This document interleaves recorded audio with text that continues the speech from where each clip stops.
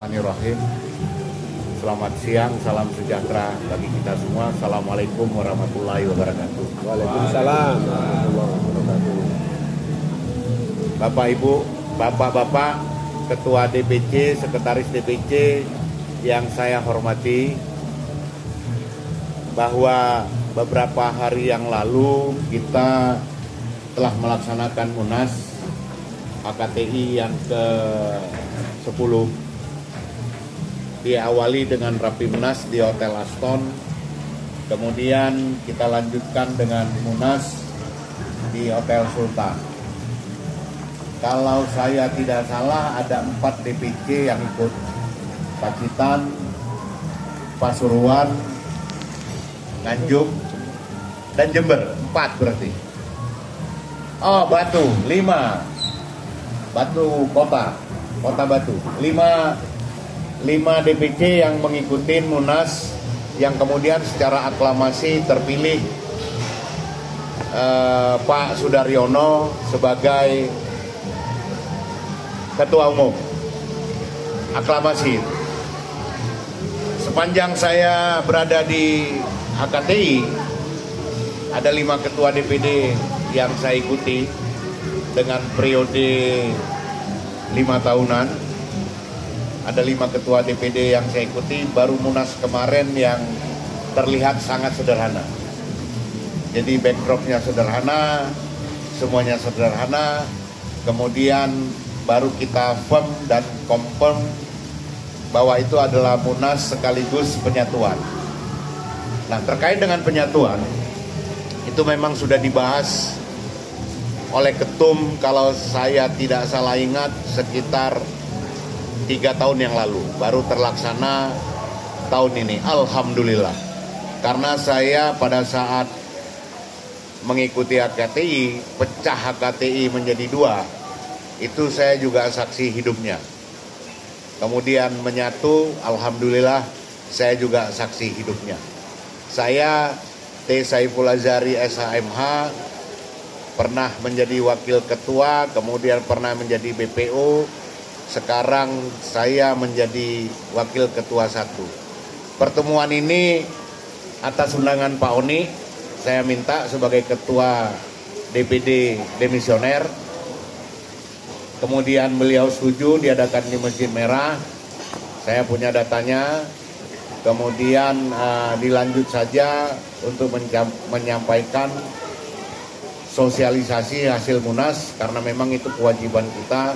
Karena ada beberapa DPC yang tidak hadir. Itu 1. Yang kedua, sekaligus kita konsolidasi organisasi terkait dengan penyatuan. Nah, saya mulai dari sosialisasi. Mudah-mudahan jangan diinterupsi dulu, karena nanti pada saat konsolidasi organisasi, silakan kita akan buka ruang tanya jawab yang akan kita notulensi. Kemudian kita lampirkan absensinya, langsung kita kirim ke Ketua Umum. Jadi saya kira itu. Nah, saya mulai dari pembukaan Rapimnas. Pembukaan Rapimnas dilakukan di Hotel Aston, dilakukan oleh Ketua Umum.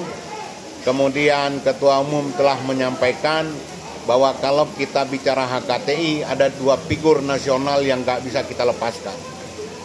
1 Pak Prabowo yang sekarang Presiden Republik Indonesia, 1 lagi Usman Sabtaodang yang sekarang ini kalau saya tidak salah Ketua Umum Hanura, kalau saya tidak salah, sekaligus Ketua BPO-nya, demisionernya kita. Nah, dinamika HKTI yang begitu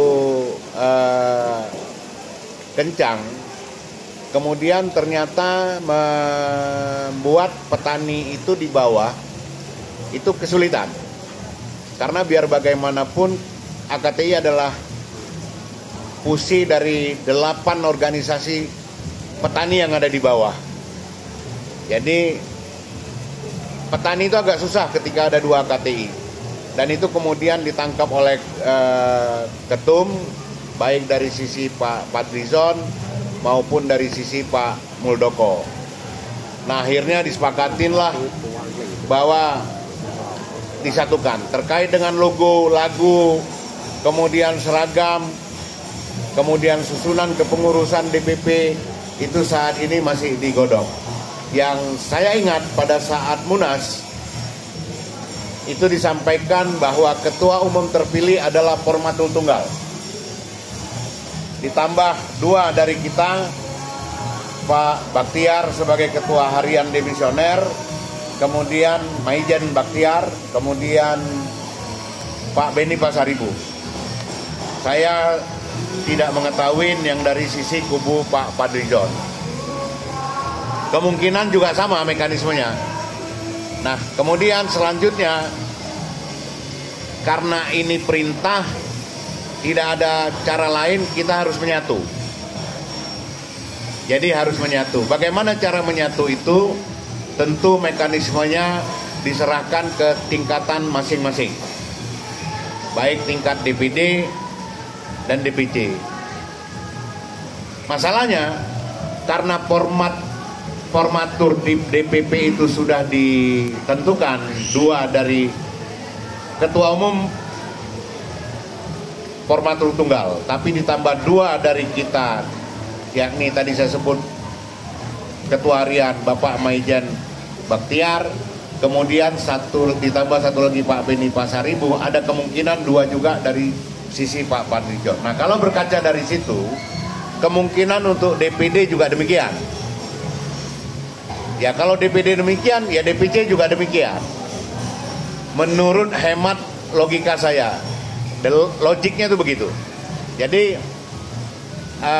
formatur, karena semuanya demisioner, saya juga agak sedikit bertanya-tanya secara pribadi, karena setahu saya organisasi itu kepengurusannya dibentuk dari bawah ke atas. Misalnya DPC itu, kalau saya, pengalaman saya untuk Jawa Timur ya, yang saya turun langsung sendiri di 17 kabupaten kota, itu wajib hukumnya ada pramuscap, kemudian muscap, kemudian baru terpilih ketua DPC. Ada 17 kabupaten kota. Sisanya saya nggak ngikut memang. Tapi 17 kabupaten kota itu tertib sekali. Jadi harus ada pramuscap dan harus ada muscap. Nah, sekarang karena ketentuannya itu dari atas ke bawah, itu yang tadi saya bertanya-tanya. Tentukan untuk DPD kita tunggu definitif DPP dulu. Demikian juga untuk DPC. Menunggu definitifnya DPD dulu. Gitu loh. Karena biar bagaimanapun ada 1 orang dari DPD ya yang akan menjadi formatur untuk DPC. Kemudian logikanya begitu kalau ngelihat role model dari pusat tadi gitu loh. Tapi saya nggak tahu lagi yang berkembang di bawah. Tapi kalau melihat yang dari pusat itu begitu. Dan itu tegas, ada saksinya Pak Yatno dari Pacitan, kemudian ada Pak Priyo sebagai ketua BPO, kemudian ada Pak Ari dari Batu, Mas Hendro dari Jember. Jadi formatnya DPP itu begitu, semua demisioner, DPP demisioner, DPD demisioner, kemudian DPC juga demisioner. Cuma kalau lihat formaturnya, tadi yang saya sudah sampaikan, bahwa formatur itu ketua terpilih Pak Wamentan, Mas Dar, ditambah 2 dari kita, kemungkinan juga 2 dari sana. Nah, dalam sambutannya, saya kira Wamentan dan Mentan menegaskan, dalam sambutannya, bahwa penyatuan ini, kalau 10 dari sana, 10 dari, pakai kalimat 10 apa 20 Mas Hendro ya? 30. Nah, pakai kalimat 30. Kalau 30 dari sana, 30 dari sini, ya 40 dari saya. Wamentan bilang begitu dan Mentan juga bilang begitu. Nah, siapa yang mau jadi ketua? Silakan, 1000 ketua juga boleh. Nanti seleksi alam yang akan menentukan. Misalnya, kalau misalnya ada undangan nggak hadir, langsung coret. 1. Yang kedua, ada pertemuan, kemudian membutuhkan biaya seperti sekarang ini, ya, tidak mau ditalangin, ya udah coret aja. Jadi biar tinggal 1 ketua. Kira-kira kayak begitu kiasan bahasanya Wamentan dan Mentan. Mentan malah menyebut AKTI ini harus baru.